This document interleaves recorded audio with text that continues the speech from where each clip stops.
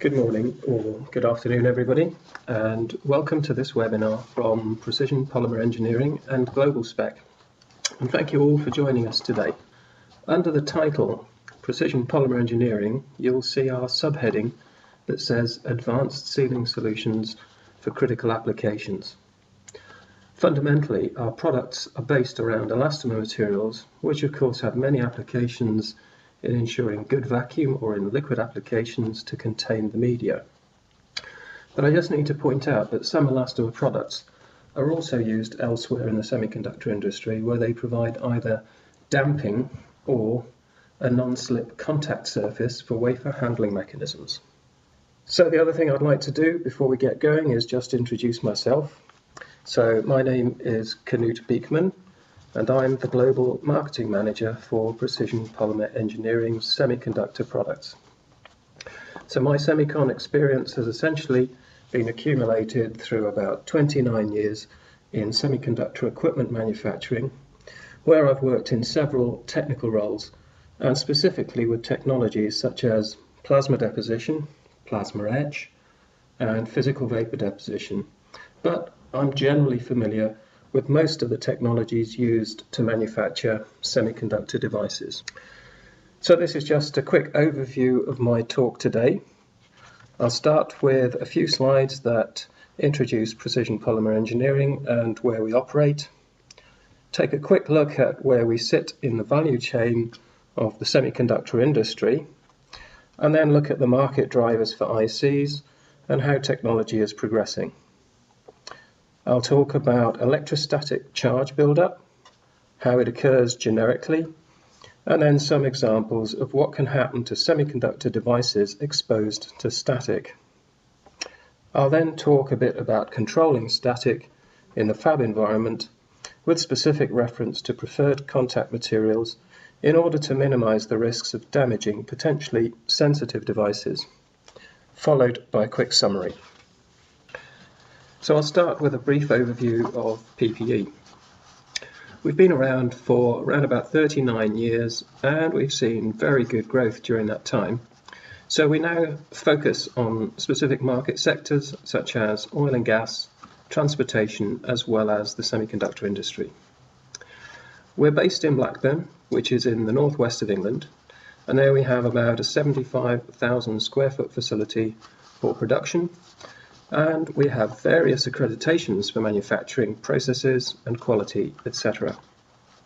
And also based within the same facility are our application engineering, research and development teams, as well as sales, customer support, and various administrative functions.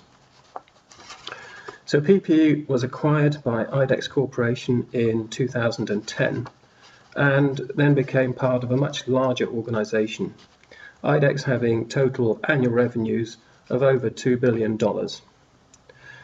This obviously gives PPE certain advantages, including significant security that comes with being part of a much more diversified group, and also it gives us access to much greater investment capital than PPE would have as an individual entity. And such an investment has recently become reality through a planned expansion of our facility in Blackburn later this year to another site in Brenham in Texas, which will ultimately serve oil and gas and semiconductor customers in the USA. So this graphic serves to illustrate that PPE also has a global presence across America, Asia, and Europe. The yellow square represents our headquarters and the UK manufacturing facility in Blackburn.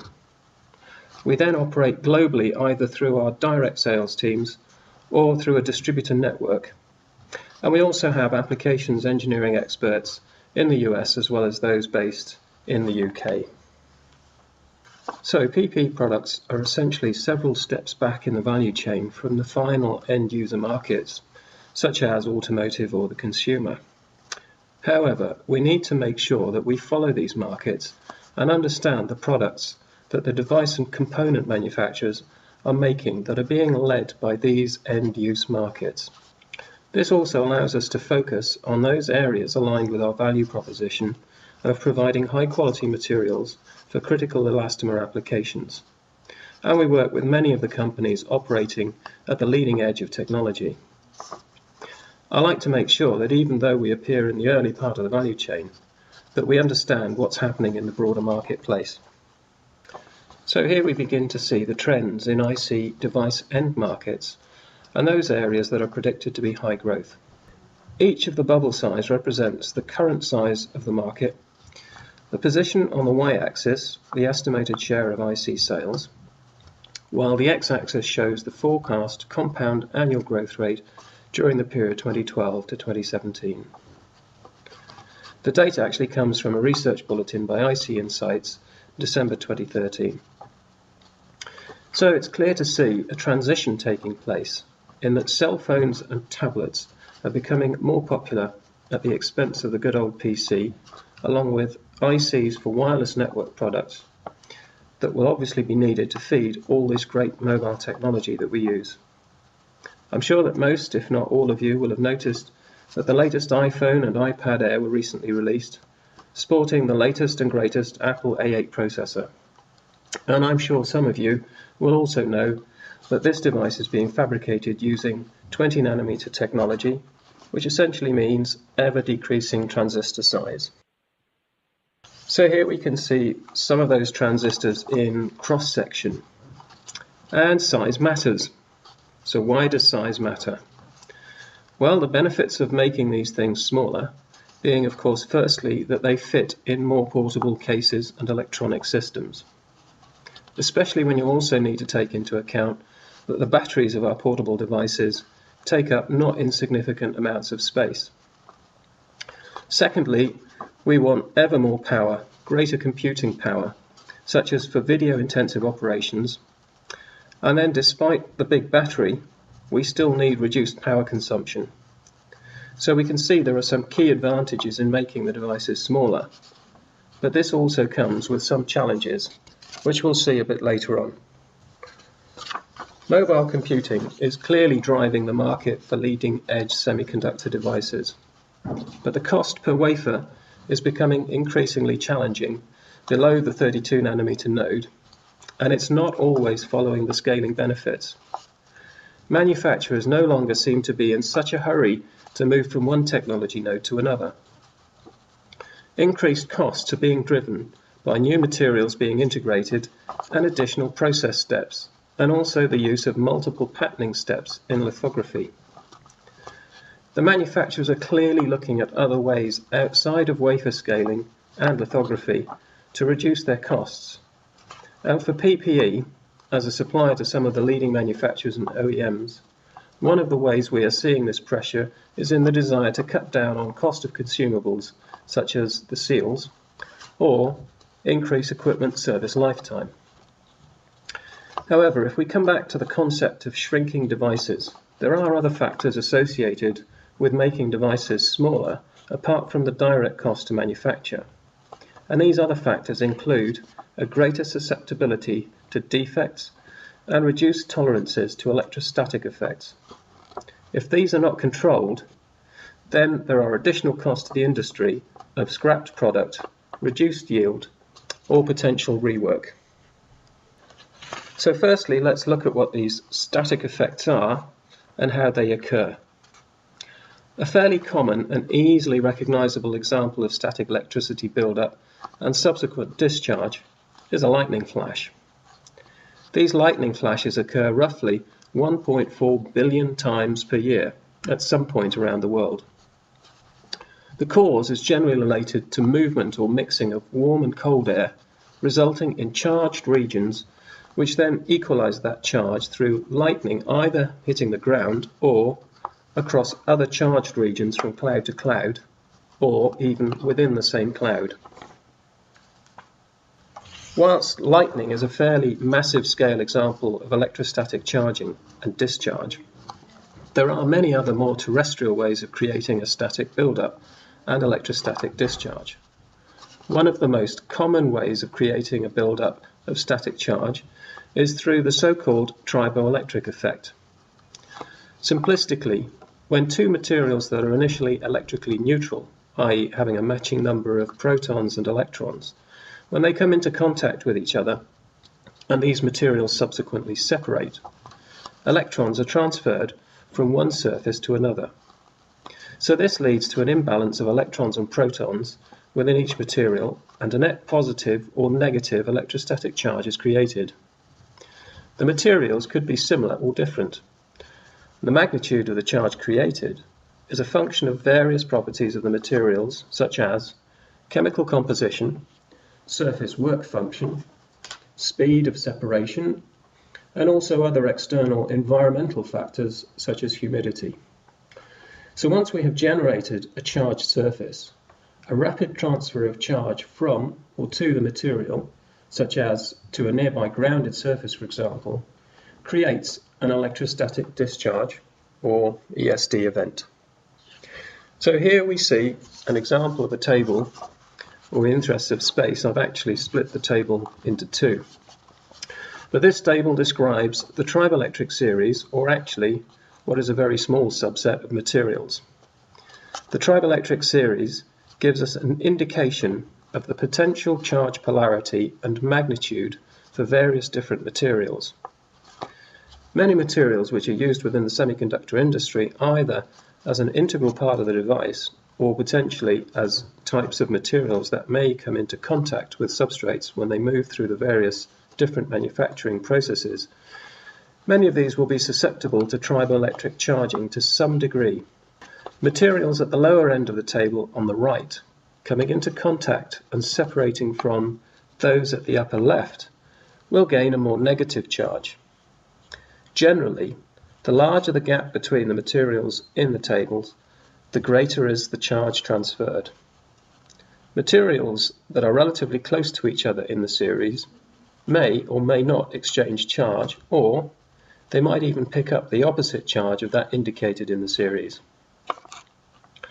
By means of an example, and to somewhat quantify the voltages involved, if we consider someone walking across a carpeted floor, becoming electrostatically charged through contact and separation, typical resulting voltages can be between 1.5 kilovolts to 35 kilovolts for relative humidity levels between 10 to 90%.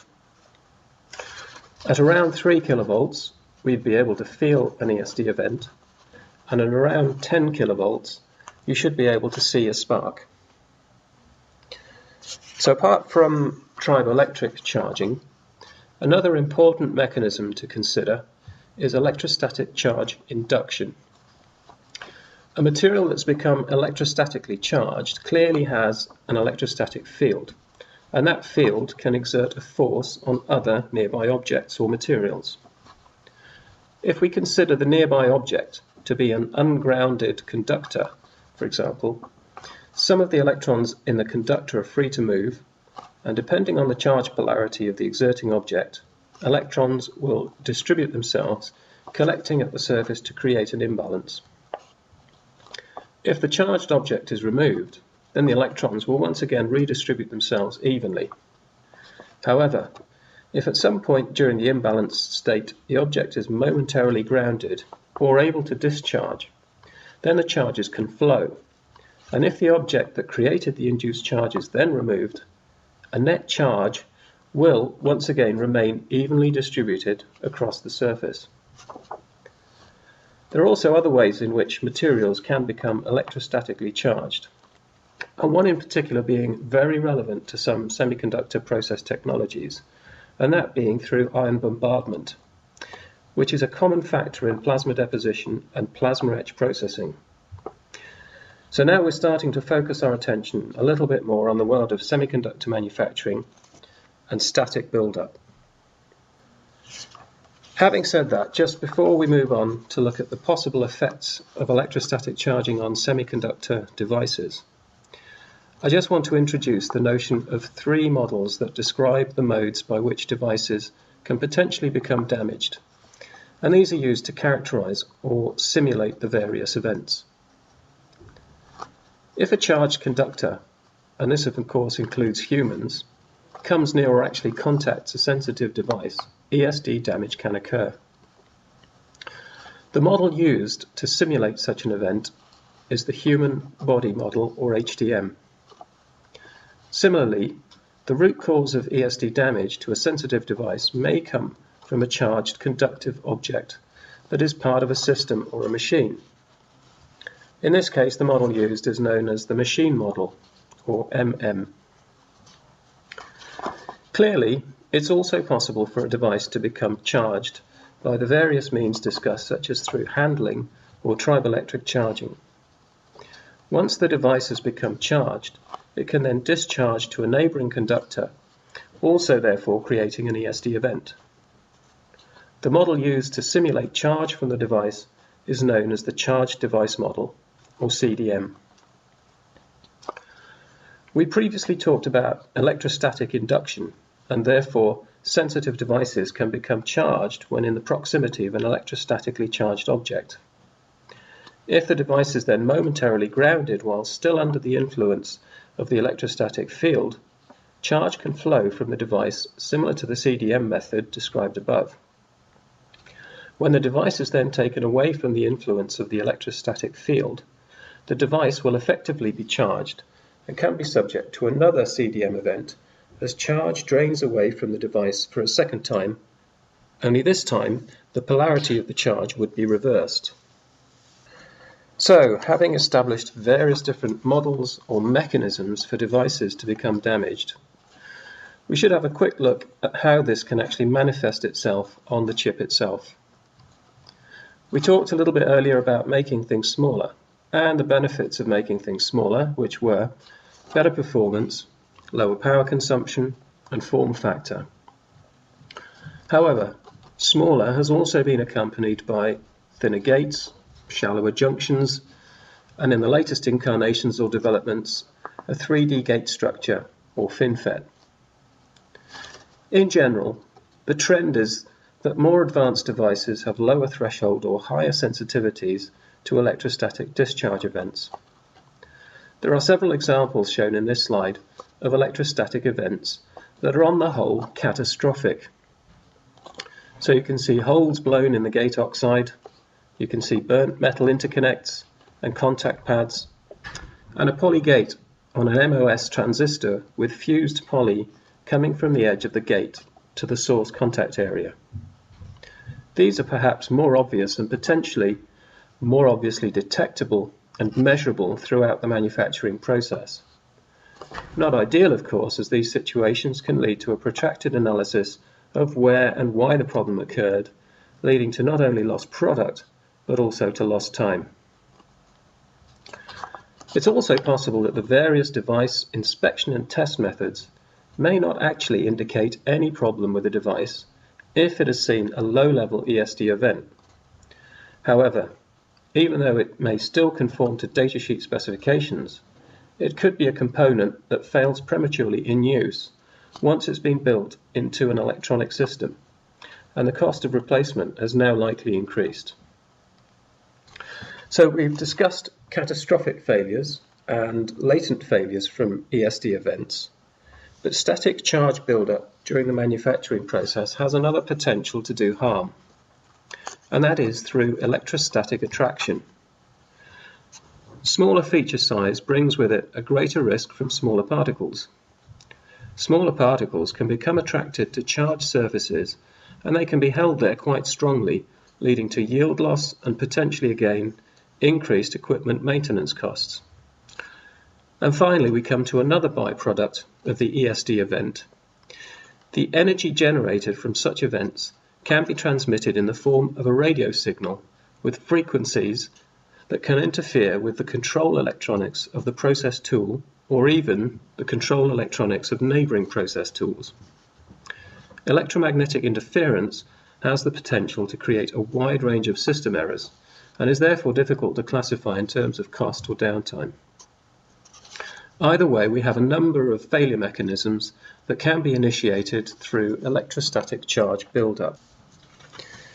So for the sake of keeping this presentation to manageable proportions, I've somewhat oversimplified the process that takes us from bare silicon substrate to high-value device wafer with chips ready to be sliced and packaged.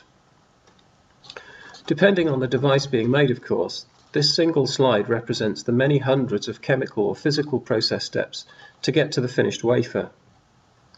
The modern 200mm and 300mm fab uses highly automated process equipment, and the level of automation stepped up significantly in going to the 300mm wafer size, with new ways of transporting the wafer boxes or FOUPs around the fab and standardized system atmospheric front ends to avoid as much human wafer contact as possible in order to better control contamination.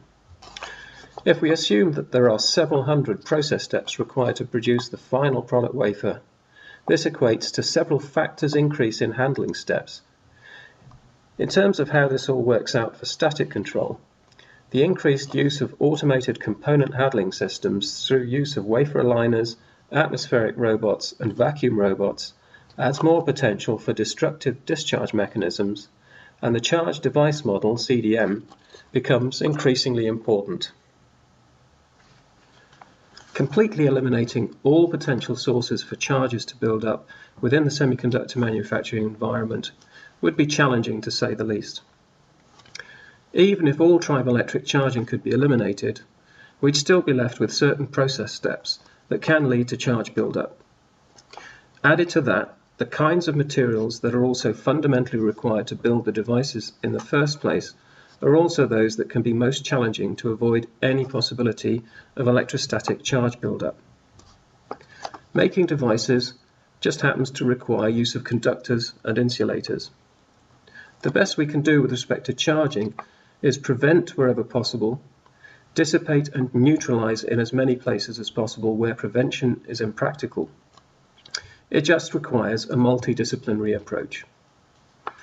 A key area to pay attention to is wherever a device or substrate comes into contact with a supporting material. Almost every tool within a modern fab will use robotic wafer handling. If that supporting material is an insulator, the first thing that can happen is that the material can build up a static charge through contact and separation of the substrate. Once a charge has built up on the insulator, it can't flow away. It's an insulator, and it will only leak away charge very, very slowly. This means that any device wafer being handled is also susceptible to induced charging, and as it travels through the process tool, there is a chance that it will discharge. Using a conductor instead of an insulator is also not preferred. If the device being handled happens to have picked up a charge, potentially during a process step, and then contacts a conductor, the risk is that the charge will flow away too rapidly.